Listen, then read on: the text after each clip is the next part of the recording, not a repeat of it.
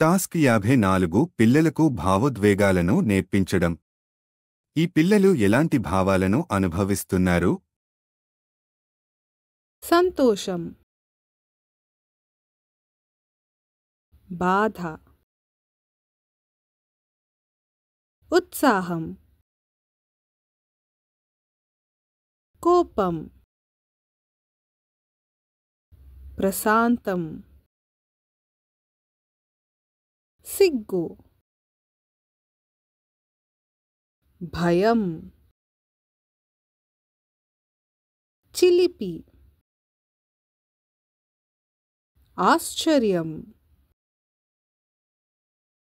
ఆందోళన, అసహ్యం, గందరగోళం, చిరాకు, అలసట, అసూయ, బోర్ కొట్టడం.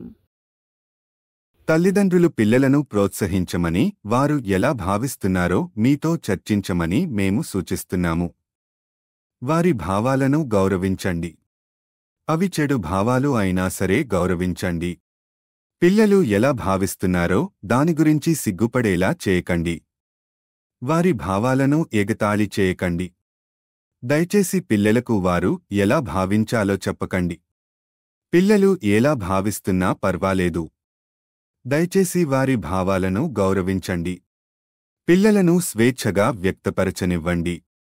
పిల్లలు ఎందుకు అలా భావిస్తున్నారో అడగండి, కారణాన్ని గుర్తించండి మరియు వారితో సమస్యను పరిష్కరించడంలో సహాయపడండి. ఏ మంచి లేదా చెడు భావోద్వేగాలు అయినా అనుభవించటం పర్వాలేదు అని పిల్లలకు చెప్పండి. కానీ తప్పుగా ప్రవర్తించడం లేదా వ్యవహరించడం సరికాదు. భావాలను అనుభవించటం సరియైనదే కాని చెడు ప్రవర్తనలను లేదా చర్యలను నియంత్రించడం చాలా ముఖ్యం.